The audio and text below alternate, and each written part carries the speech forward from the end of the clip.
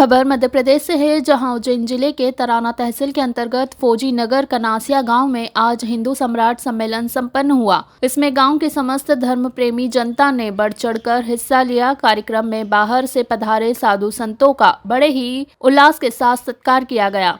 आपको बता दें कि कार्यक्रम में अलग अलग स्थानों से पधारे संत, महंत और बुद्धिजीवियों द्वारा सबको एक होने का संदेश दिया गया। वहीं कार्यक्रम में सभी को एक होकर रहने का संदेश दिया गया। साथ ही पॉलीथीन का उपयोग कम से कम करने और जैविक कृषि के साथ स्वदेशी उत्पाद को बढ़ावा देने पर जोर दिया गया। वहीं कार्यक्रम में बड़ी संख्या में क्षेत्रीय लोग उपस्थित रहे। कार्यक्रम के पश्चात सभी ने साथ में भोजन किया।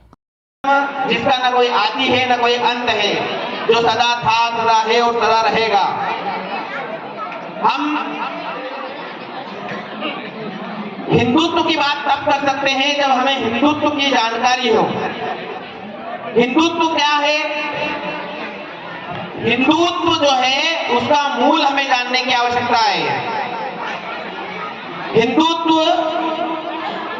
वो है जिसमें न ऊंच है न नीच है, न छोटा है न बड़ा है, न स्त्री है न पुरुष है, सभी में जो समान भाव देखता है, न बच्चे में न बूढ़े में, वो है हिंदुत्व। हिंदुत्व अहिंसा की बात करता है लेकिन रक्षा के लिए हथियार उठाना जानता है, वो है हिंदुत्व। वो है हम हिंदू।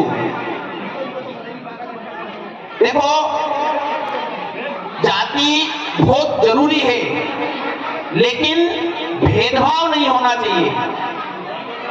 भेदभाव कहां होना चाहिए उस पे भी मैं आऊंगा। पेड़ से उदाहरण देता हूं मैं आपको।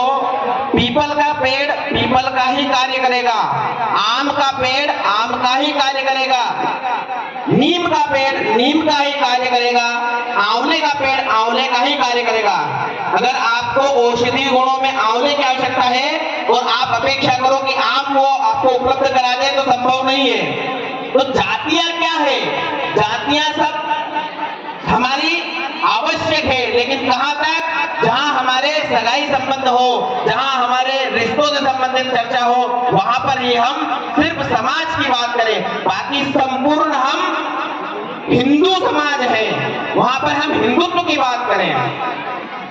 ऊंच नीच, छुआछूत, भेदभाव ये भी आवश्यक है, लेकिन ये कहां आवश्यक है? देखना ना भाई, कोई काट पीट के उल्टा सीधा मत। संस्कार कितने अच्छे हैं।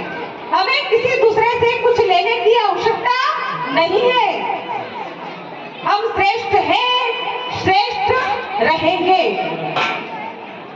तो क्या करना होगा? तो सबसे पहले स्वभाषा का सम्मान करना होगा। जापान एक छोटा सा देश है और जब परमाणु बम उसका द्वितीय विश्व युद्ध में गिरा था तो उसके 2 नगर पूरी तरह खत्म हो गए थे, लेकिन वहां के नागरिकों ने पुनः अपने जापान देश को पुनः खड़ा किया।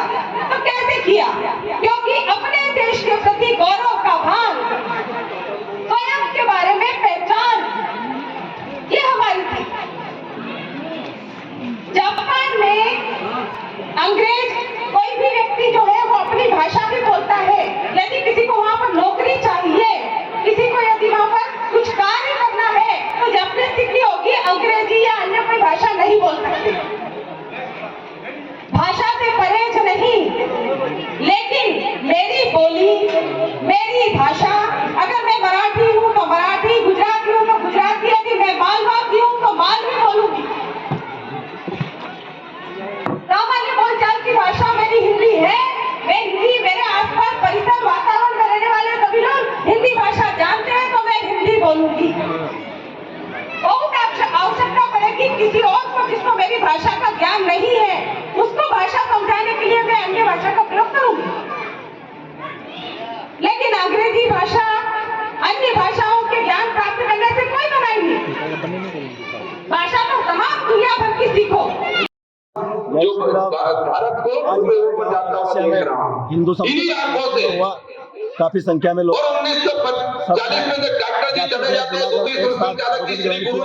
मैं मनोज पटेल इस हिंदू सम्मेलन में बनते हैं और